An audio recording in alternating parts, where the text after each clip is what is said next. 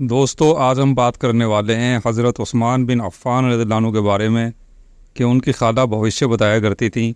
حضرت عثمان رضی اللہ عنہ کو ان کی خالہ نے کیا بھوشیہ بتایا جو حضرت عثمان کے اسلام قبول کرنے کا ذریعہ بنا؟ تو آئیے شروع کرتے ہیں۔ بسم اللہ الرحمن الرحیم۔ حضرت عثمان رضی اللہ عنہ فرماتے ہیں کہ میں ایک بار گھر میں گیا تو اپنی خالہ سعدیہ کو گھر والوں کے ساتھ بیٹھے دیکھا۔ میری خالہ کہانت بھی کیا کرتی تھیں، یعنی بھوشیہ بھی بتایا کرتی تھیں۔ مجھ کو دیکھتے ہی کہا کہ اے عثمان، تجھ کو بشارت ہو اور سلامتی ہو 3 بار، اور پھر 3 بار، اور پھر 3 بار، اور 1 بار، تاکہ 10 پورے ہو جائیں۔ تو خیر سے ملا اور شر سے محفوظ ہوا۔ خدا کی قسم، تو نے ایک نہایت پاک دامن اور حسین عورت سے نکاح کیا۔ یہ سن کر مجھ کو بہت تعجب ہوا اور میں نے کہا اے خالہ، کیا کہتی ہو؟ اس پر سعدیہ نے یہ شعر پڑھے جن کا ترجمہ ہے: اے عثمان، اے عثمان، اے عثمان، تیرے لیے جمال بھی ہے اور تیرے لیے شان بھی ہے۔ یہ نبی ہیں جن کے ساتھ نبوت اور رسالت کے دلائل بھی ہیں۔ رب الجزا نے ان کو حق دے کر بھیجا ہے۔ ان پر اللہ کا کلام اترتا ہے جو حق اور باطل میں تمیز کرتا ہے۔ بس تو ان کا اتباع کر، کہیں بت تجھ کو گمراہ نہ کر دیں۔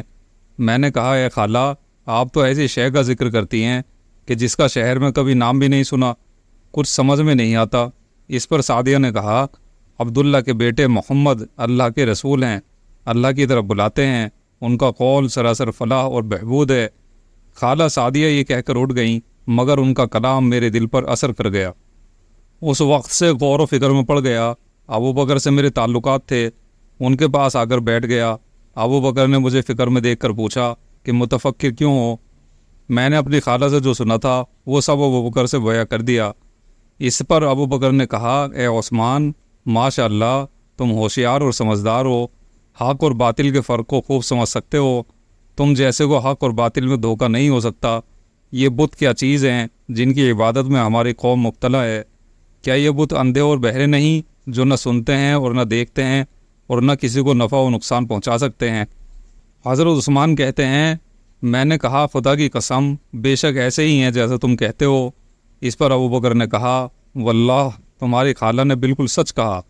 یہ محمد بن عبداللہ اللہ کے رسول ہیں۔ اللہ نے آپ کو اپنا پیغام دے کر تمام مخلوق کی طرف بھیجا ہے۔ اگر تم مناسب سمجھو تو آپ کی خدمت بابرکت میں حاضر ہو کر آپ کا کلام سنو۔ یہ بات ہو ہی رہی تھی کہ اتفاق دیکھو کہ رسول اللہ صلی اللہ علیہ وسلم اس طرف سے گزرتے ہوئے دکھائی دیے۔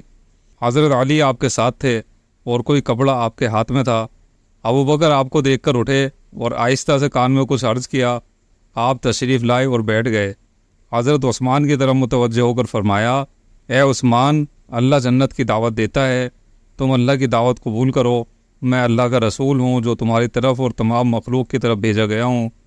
حضرت عثمان فرماتے ہیں، خدا کی قسم، آپ کا کلام سنتے ہی ایسا بے خود اور بے اختیار ہوا کہ فوراً اسلام لے آیا اور یہ کلام زبان پر جاری ہو گئے: اشہد ان لا الہ الا اللہ وحدہ لا شریک لہ واشہد ان محمدًا عبدہ ورسولہ۔ کچھ دن نہ گزرے تھے کہ آپ کی صاحبزادی حضرت رقیہ میرے نکاح میں آئی اور میری خالہ سعدیہ نے اس بارے میں شعر پڑھے جن کا ترجمہ ہے: اللہ نے اپنے بندے عثمان کو ہدایت دی اور اللہ ہی حق کی ہدایت دیتا ہے۔ بس عثمان نے اپنی صحیح رائے سے محمد صلی اللہ علیہ وسلم کا اتباع کیا اور آخر عروہ کا بیٹا تھا۔ عروہ حضرت عثمان رضی اللہ عنہ کی والدہ کا نام ہے۔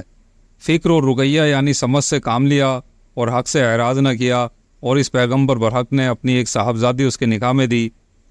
اے ہاشم کے بیٹے محمد بن عبداللہ، میری جان آپ پر قربان ہو، آپ تو اللہ کے امین ہیں، مخلوق کی ہدایت کے لیے بھیجے گئے ہیں۔ حضرت عثمان بن عفان رضی اللہ عنہ کے اسلام لانے کے دوسرے دن بعد حضرت ابوبکر صدیق رضی اللہ عنہ ان حضرات کو لے کر آپ کی خدمت میں حاضر ہوئے۔ عثمان بن مظعون، عبیدہ بن الجراح، عبد الرحمن بن عوف، ابو سلمہ بن عبد الاسد، ارقم بن ابو الارقم رضی اللہ تعالیٰ علیہ مجمعین، یہ سب کے سب ایک ہی مجلس میں مشرف با اسلام ہوئے۔